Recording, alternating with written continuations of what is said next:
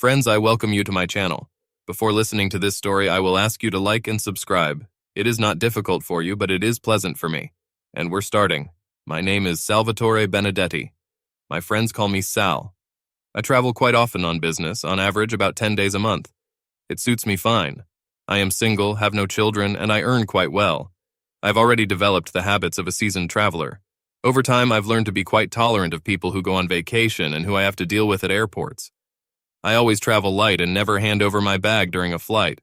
I have very high requirements for hotel service. If they make a mistake in booking rooms or they have rude staff, I'll move out right away. And so I'm standing angry as hell in the parking lot of the Marriott Hotel in downtown Chicago at 2:30 in the morning, wearing only shorts and a t-shirt that serve as my usual pajamas for the night. The fire alarm woke me up from a dead sleep, and since my room was on the 12th floor, the walk down the fire escape turned out to be quite a long walk. Fortunately, it's June and the early morning air is not too cool. I'm wearing a baseball cap pulled low, just to let the other hotel guests know that I'm not interested in discussing the causes of the alarm. When I stand on the sidelines, one person attracts my attention. This is a woman about my age, tall and with a gorgeous figure. Her hair is pulled back in a ponytail. She is leaning against the same tall guy. He is also well-built, holds her in a warm embrace, and whispers something in her ear. Her face is flushed, and she is giggling like a schoolgirl who has just been told a vulgar joke. At one point, she snuggles up and kisses him warmly on the lips, her hand stroking his cheek. Obviously, they are lovers who were interrupted by a fire alarm. He's probably telling her something about how lucky they are that one of the firefighters didn't break into the room while they were together. My pulse quickened and my breathing became ragged. The guy looked vaguely familiar, but I couldn't remember him in any way. But I knew that tomorrow morning I would definitely remember who he was. But I knew the woman pretty well. We had dinner with her and her husband 5 days ago. Her name is Lily Wellston, and she is the wife of my childhood best friend Tim Wellston Sr. I was the godfather of Tim Jr., one of their 2 children. Let me explain everything. Tim and I grew up 5 blocks apart and went to elementary school together. These 5 blocks separating our houses might as well have been on opposite sides of the planet. They were so different. Tim lived on the edge of a decent blue-collar neighborhood in Lexington, Kentucky. His father, Big Ed, was a policeman, and his mother, Tina, was a high school math teacher. Together, they earned decent money, had a modest but comfortable home, and could provide for their 4 children, of whom Tim was the youngest. If you had walked 3 blocks east of Tim's house, crossed the railroad tracks, turned left and walked 2 more blocks, you would have found yourself in another world, in my neighborhood. I never knew my fucked-up dad, and my mom worked 2 jobs to have a roof over her head. I had an older brother, Mike, who also tried to help earn some money when he grew up. Between night shifts in the cleaning crew at Good Samaritan Hospital and working behind the counter at a local diner, Mom somehow managed to make ends meet. Tim and I became friends in the 6th grade. One day after school, I was walking home when I saw 4 8th graders surround Tim, and it was clear that they were going to beat him up. My older brother Mike taught me how to stand up for myself and never back down in front of those who bully you. His advice was simple. If you can't avoid a fight, hit first and hit with all your might. Never run away from anyone, and even if you get beaten, they will still respect you afterwards. It was immediately clear that 1 against 4 was a bad deal for Tim, since I already had enough experience in fights. Without thinking twice, I ran into them from behind, knocking down several people. Grabbing the one who was the healthiest of them by the scruff of the neck, a guy named Wayne Parker, I hit him right in the jaw with all my might. It knocked him out and he fell to the ground. "What's going on here?" I shouted, looking at the remaining 3. I've always had a heightened sense of justice, and I was furious that 4 people attacked one. One of the guys, Tony Simmons, replied, "Wayne told Tim to give him his pocket money in a good way, and Tim said no, so Wayne decided to teach him a lesson." I began to boil with anger. "Tim, is this true?" He looked at me with a bloody nose and said, "Yes, and Wayne will never get my money. Life on the other side of the railway tracks teaches a person to make quick decisions, and even though these decisions were not always perfect, inaction is a sure path to disaster." After quickly figuring out what was going on, I laid out my solution to the problem. I glared at the 3 men who were with Wayne. "You 3 get out of here. If any of you try to step in and help Wayne, I'll kick your asses. And if you manage to kick my ass, then you'll have to deal with my brother Mike. Is everything clear to you?" Mike was a tough nut to crack. Even the local bandits stayed away from him. The cops were going to arrest Mike for assault, but James Aubrey sorted it out with them and they let Mike go. At that time, James was the toughest crime boss in our neighborhood, and maybe in all of North Lexington. No one ever contacted Mike again, and he became a good friend of Aubrey. 4 years later, Mike enlisted in the Marine Corps. He spent 8 years rising to the rank of senior sergeant, after which he quit, returned home, and joined the Los Angeles Police Department. He now works as a homicide detective in the Major Crimes Unit. To this day, there is no one who would dare cross his path.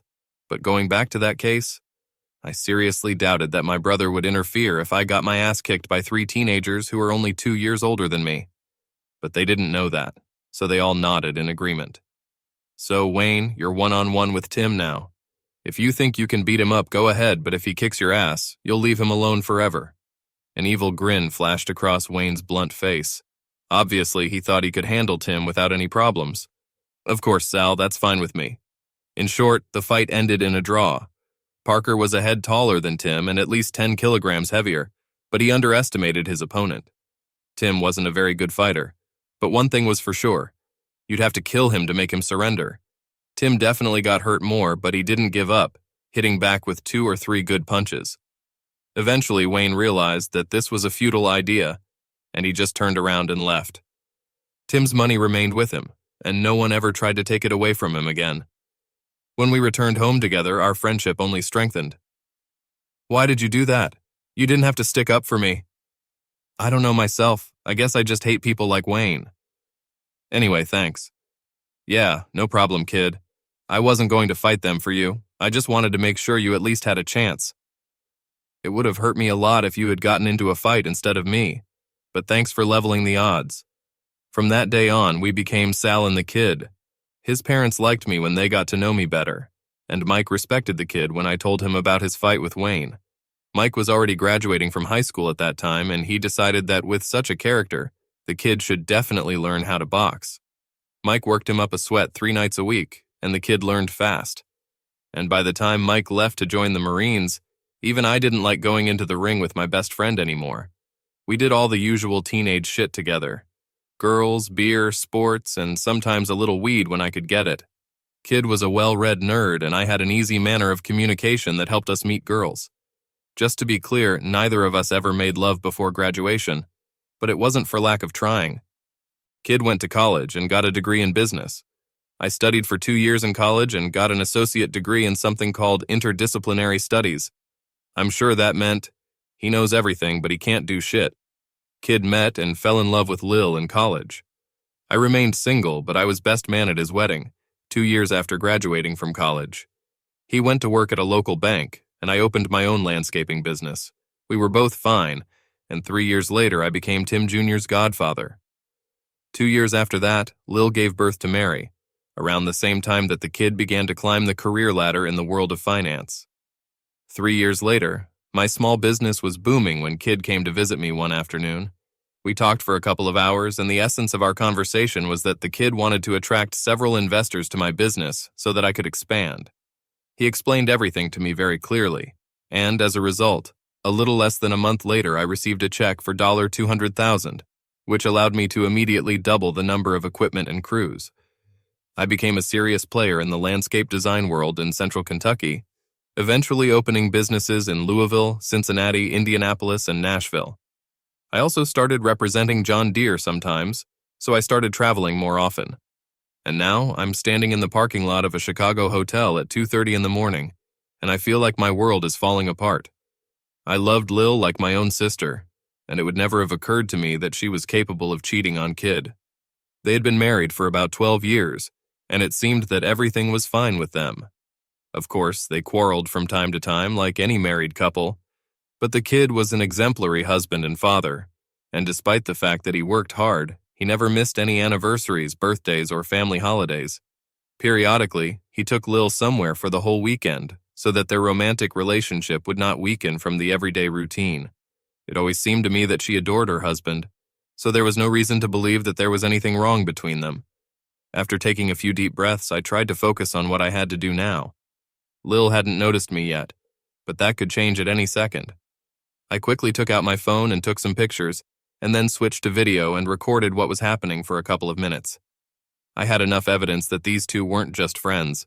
The video clearly showed him hugging her to him for a long kiss while stroking her ass. I don't know how I restrained myself from smashing his face in the parking lot.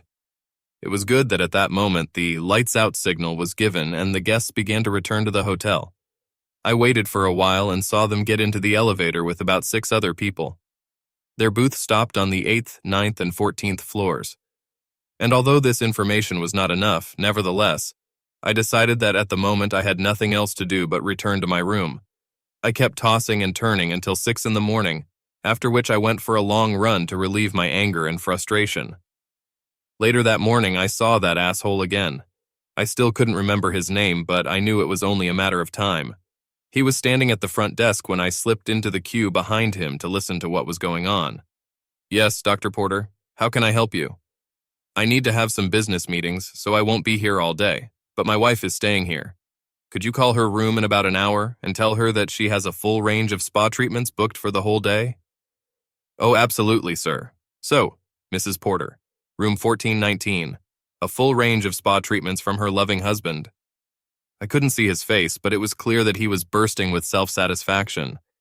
"Yes, that's right," he replied with a grin. "Exactly that from her loving husband." I turned around and walked quickly away before he could see me. He probably wouldn't have recognized me anyway, unless he had a photographic memory. We were briefly introduced to this Dr. Asshole Porter once, at a social event at the Kids about 2 years ago. He worked as a surgeon at a local clinic and was a member of the community council with Lil. The public council dealt with scholarship issues for children in our city who lived below the poverty line. The reason I came to Chicago was an exhibition of landscaping equipment. But it didn't matter anymore. I was still confused and couldn't decide what I should do. So I did what I always did when I was completely confused. I called my older brother. After a 30-minute conversation, I already began to have a concrete plan of action. 2 hours later, and $200 poorer, I slipped into Dr. and Mrs. Porter's room. And all thanks to the fact that one of the cleaning staff had absolutely no reason to doubt that I was the same guest staying in room 1419, who simply lost his key card due to his absent-mindedness. After talking to Mike, I firmly decided that I would not get into this fight instead of the kid. But if I manage to pull off what Mike advised, then I, damn it, will at least be sure that the kid will have equal chances, as a child. 2 days later, I drove into the garage of my house and got to work, organizing the information I had just received. Mike came over to my place for a beer that night and made sure I didn't screw up by following his advice. He made several amendments, but generally gave his approval to my plan. The next morning, I called the kid. "Sal, dude, how did it go in Chicago?" "It's okay, kid. How's your family doing?" "Everything is fine, but the children are asking when Uncle Sally is coming. Lil, she just got back from New York. She went to visit her sister. So how about we come over this Friday for steaks, beer, and sit together?" "You say Lil was in New York, right? And how's Connie doing?" "Everything seems to be in order." Lily was a little tired when she got home. She said that Connie had exhausted her pretty much, but she had a great time. Yes, I have no doubt, I thought. Of course, kid, everything is in force for Friday. It was Friday night, and I put on an Oscar-worthy performance. Lil and I kissed on the cheek when I arrived, and I really enjoyed playing with my godson and Mary. Later, when the kids had gone to bed, Lil, Kid, and I were sitting in the backyard drinking beer. "So, Sal, how was the exhibition in Chicago?" Kid asked. I glanced sideways at Lil and saw her flinch slightly. Being too caught up in her affair, obviously she forgot where I was supposed to be last week. "Yes, on the whole, not bad, kid. I looked at some new equipment that I will most likely buy. I made some useful new acquaintances and had a good time, except for Tuesday night." "What happened?" I watched Lil out of the corner of my eye as I told her what had happened. "The damn hotel fire alarm went off at 2:30 in the morning. My room was on the 12th floor, and I had to drag my ass down 12 flights of stairs and then stand in the parking lot for half an hour, all because it was a false alarm." Lil looked a little pale and fidgeted nervously, looking at the floor, but the kid didn't pay attention to it. "Yeah, it sucks, dude, but for that, this night run should have been good for you." The kid grinned. "That's for sure. It's a good thing I didn't stay in the penthouse on the 14th, so I saved myself a couple of flights. How's Connie doing, Lil?" The kid told me that you had a great few days with her in New York. To give her her due, she carried herself perfectly and kept her composure completely. We had a nice time with her, though, as always, Sal. Oh, and also she asked if you had changed your position on the bachelor life. Well, like hell you do, Lil, you know me. Marriage and fatherhood, it's not for me. I am a confirmed bachelor and I plan to stay that way. Marriage can hurt too much.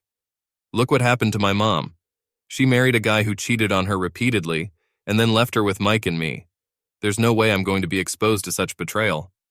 Damn it, Sal, the kid replied. You're too pessimistic.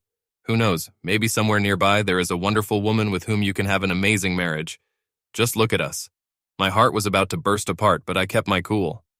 Well, yes, I said, looking at both of them. Maybe there is such a woman, but I'm not ready to take any chances yet. I have a best friend. I can play with his children when I get the itch of fatherhood, and I'm not risking anything. Do you agree with me, Lil? I looked her straight in the eye. It seems that at that moment she realized that I knew about her second life, but this lying creature did not even blink an eye. I think marriage is wonderful, despite the fact that it is difficult and has its ups and downs. A full-fledged family gives children the opportunity to grow up in a safe and loving environment. Even if there are grudges or disagreements, two loving people will still stay together after going through all the difficulties, and this is the most important thing. Lil has just made it clear in no uncertain terms that I'd better keep my mouth shut so as not to harm my friend and his children, despite her disgusting act.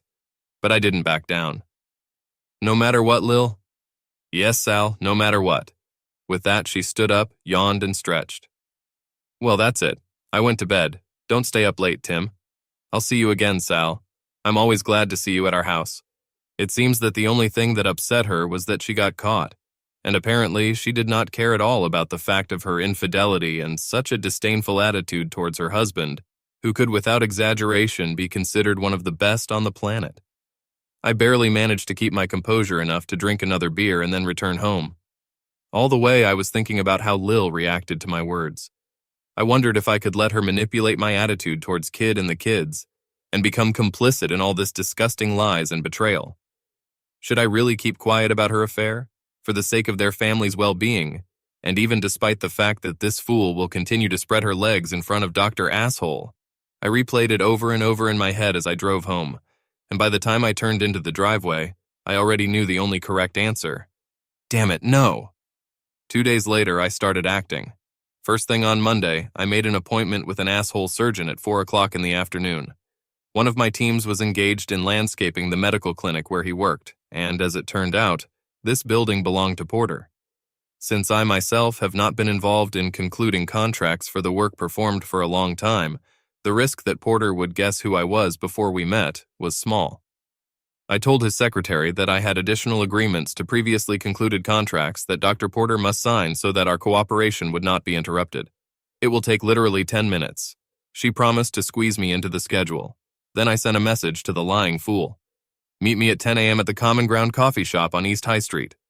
A minute later, she answered, Sorry, I have a couple of appointments, so I won't be able to come. I smiled. Okay, it's okay. Then I'll just send Kid a couple of photos that I took in the parking lot of the Chicago Marriott Hotel last Tuesday at 2:30 in the morning. In these photos, Dr. and Mrs. Porter look very cute together. The answer came immediately. You're bluffing. Well, let's check it out. If you're not here at 10:01, I'll send him the photos, and then I'll go to his fucking office and show him the footage of you and your asshole doctor using each other on Wednesday night at the same Marriott.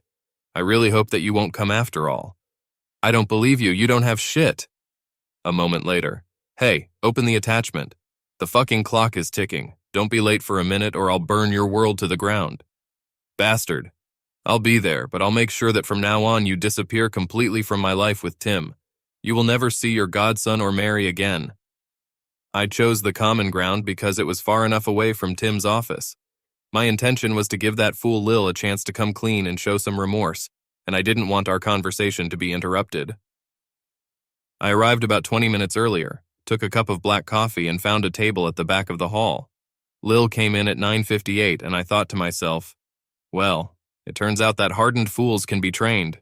She walked straight to the table and sat down on a chair, looking at me with eyes full of anger. I see you didn't even bother to get me a latte.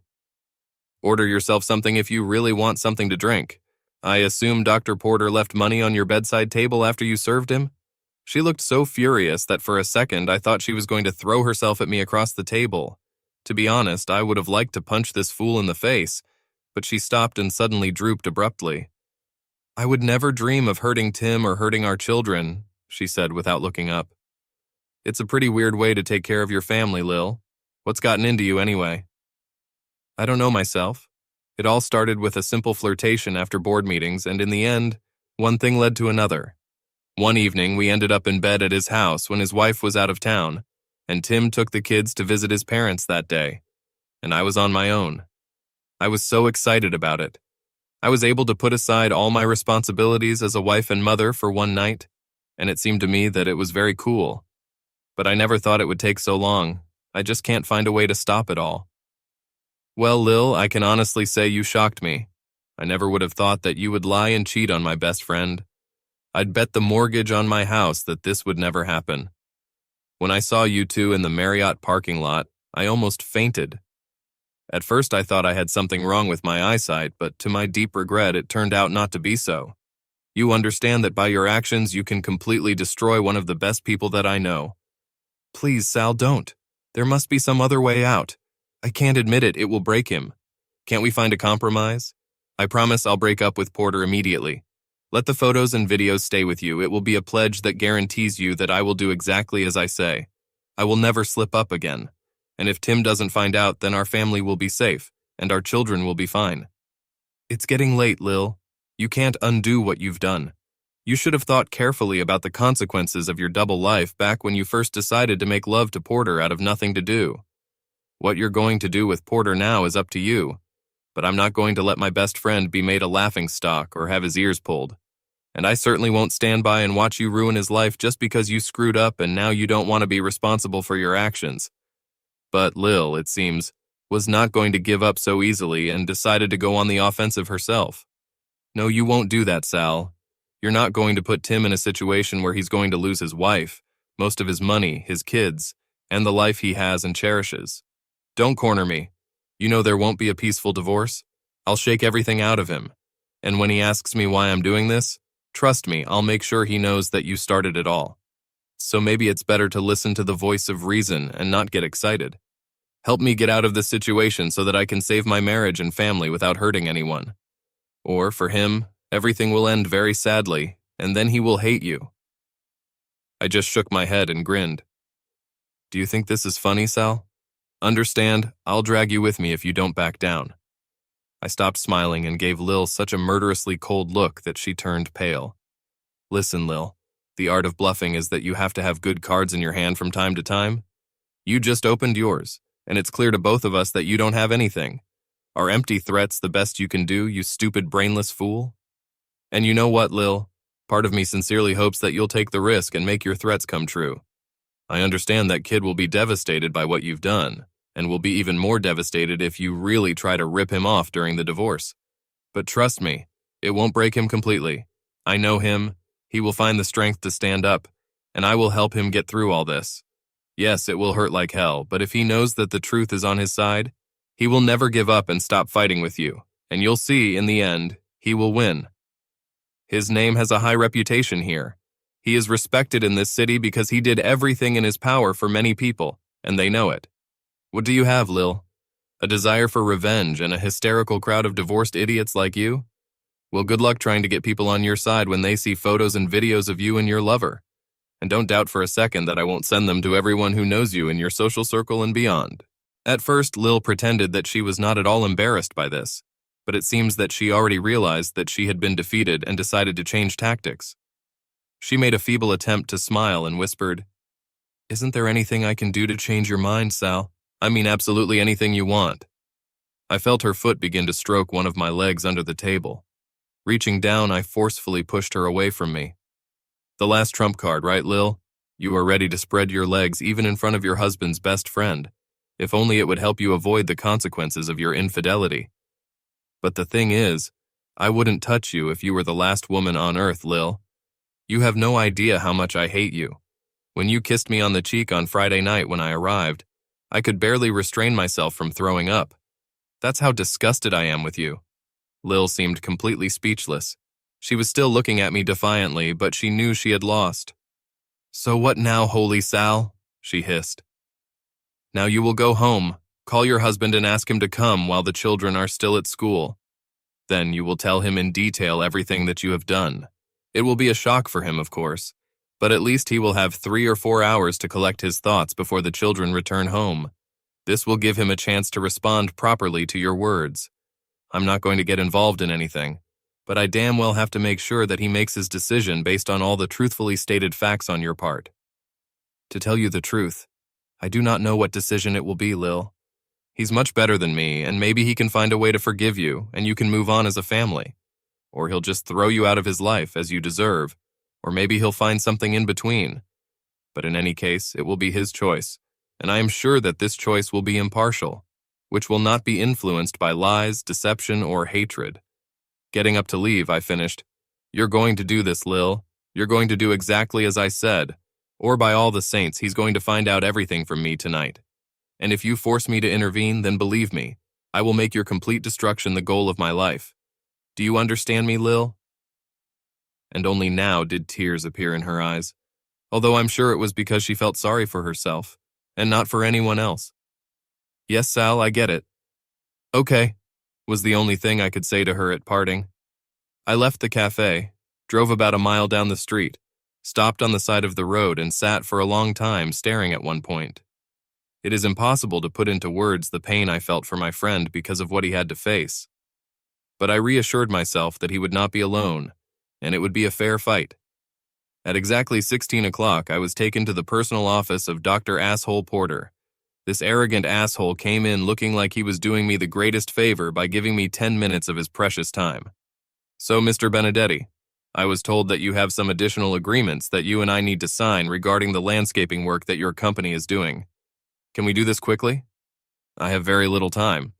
I didn't say anything and quickly looked around the room, not bothering at all about his schedule. "Tell me, Doc, this is a private office, right? I mean, by respecting patient confidentiality, you're not recording what's going on here, are you?" "That's right, Mr. Benedetti. Otherwise, it would violate about 10 state and federal patient protection laws. But what does this have to do with the lawn mowing agreement?" "That's good."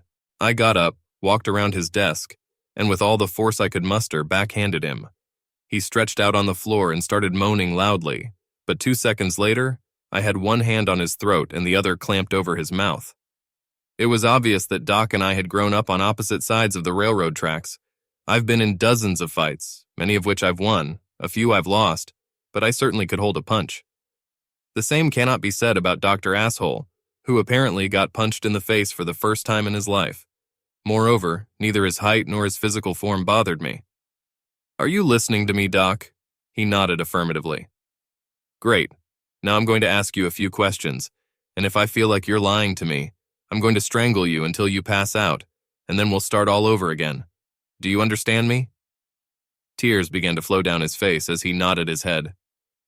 "First, be a good boy, and tell your assistant that we will be here for a while and not to be disturbed. But just do it calmly, and don't make me hurt you again." He started nodding affirmatively again. "Okay, now I'll let you go and you'll do as I told you. And I promise I won't lay a finger on you again. We'll just have a little chat. If not, you will greatly regret that you did not listen to me." Porter did what he was told in a calm voice, and his assistant did not suspect anything. "So, Doc, do you know Lily Wellston?" His eyes widened in surprise. "Just say yes or no, that will be enough." "Yes." "How do you know her?" "We work together in the public council." I got up and leaned on the table. "It's formal, but that's not all, is it, Doc?" "No, not all of them." I sat down again. "And what else?" "We are lovers." "How long has this been going on, Doc?" 8 months. I suppose Mrs. Porter doesn't know, does she?" "Yes, that's right, she doesn't know anything." "Well, that's okay, it's going to change soon, but we'll get back to that later. Tell me, before we met today, did you have any intention of ending your extramarital affair with that adulteress and fool Lil?" "I don't think such insults are appropriate, Mr. Benedetti." I instantly jumped out of my chair. Pop! Maybe I went a little overboard because it looks like Doc started stargazing this time. Just answer my questions or I'll have to work hard on you. She's a lying, cheating bitch and you're a bag of shit. Now let's get back to my question. So, Have you thought about stopping seeing her? He moved away from me. No, making love to her is the best thing I've ever had. Maybe sooner or later it would have gone away, like other relationships I've had in the past. Well, I believe you, Doc. Although it always seemed to me that a geek like you who steals other people's wives is incapable of telling the truth. But it seems that I was wrong. Now let me tell you what's going to happen next. First of all, before I leave this office, you will write her a message and tell her that you are leaving the public council immediately and will never see her again. From now on, there will be no more communication between you. You will tell her to never contact you and stay away from you. That's it. Your affair is over. Do you understand? Yes, I will do everything. And here's another thing, so that there is no misunderstanding. If her husband divorces her and your wife divorces you, you still won't get within a mile of her. Did you remember? Yes. Good. Secondly, now you're going to go home to your wife and tell her all about your betrayal of her and your marriage. And don't worry, you're not the only one today. Lil is doing the same thing with her husband right now. To be clear, I have your wife's contact information, as well as photos and video of you and Lil making love at the Chicago Marriott last week. Sometimes you can witness very interesting events taking place in the hotel parking lot when the fire alarm goes off in the middle of the night. Anyway, if you don't come clean, I'll send her all the evidence she can use against you in court when she fleeces you during the divorce. And finally, you will unconditionally accept any decision of your wife. If she forgives you and decides to continue living with you, I don't mind. But if she files for divorce, you won't dispute anything and give her everything she wants. Is everything clear? Yes, that's clear, but after you leave, why would I fulfill your conditions? Oh, that's a great question, Doc. Because if you don't comply with my requirements, you may have an accident at any moment. Maybe not tomorrow, or even in a month. But one day, when no one is around and you feel completely safe, anything can happen to you. No one's going to kill you. You won't get off that easy. But I can assume that you will most likely lose the ability to use both hands. And how, in that case, will you operate? You know that's the end of your surgical career. Not to mention the pain you'll be in for the rest of your life. You and that slut Lil ruined the life of a very good man, and I'll never forget it for you. So remember that I will always be watching you, you piece of shit. Do you believe me, Doc? Yes. Once again, I will be watching you, and if you ever get involved with someone's wife again, some of my less than pleasant friends will visit you one night, and after that, broken arms will be the least of your problems. Do you understand that too? Yes. That's great. Now sign the landscaping contract and send a message to Lil. The epilogue. Lil and Porter confessed everything to their spouses exactly as I told them. Mrs. Porter immediately filed for divorce, and Doc did not dispute anything. She received 75% of all their assets. By the way, I also raised his rate for landscaping by 50%. My poor dear friend Kid was not himself for a while. The confession of the woman to whom he gave his heart and soul, and who betrayed him so coldly, crushed him almost completely. He left town for 2 weeks to clear his head and not cause trouble. I spent the second week with him when he called and asked to meet with him to help sort things out. As I expected, it was very hard for him, but he didn't break down. He divorced Lil, and although the children live with him most of the time, they have joint custody. He is polite to his ex in front of the children, knowing that someday they will be old enough to draw their own conclusions, but that's still all ahead. Lil lives in a modest 2-room apartment on the outskirts of the West Lexington neighborhood. She works full-time as a secretary at a small insurance company. For the first time in her life, she had to work to earn a living. They say she doesn't go on dates, although many guys have heard from somewhere that she is easily accessible, so they don't give up trying. There were also rumors that a few bad guys, quite recently, slipped her some ecstasy and let her go around all night, but I don't know if this is true or not. I also heard that for a while she hoped that Dr. Porter would eventually call her, but for some reason it never happened. The kid has not yet met a decent woman who would restore his faith in marriage and help pick up the pieces, but maybe someday it will happen. Lately, he has started to smile more and more often. This is a good sign. As for me, I remain a bachelor, play the role of uncle to 2 wonderful children, and make sure that if someone suddenly tries to run over the kid, then I can guarantee with full confidence that this fight will be fair.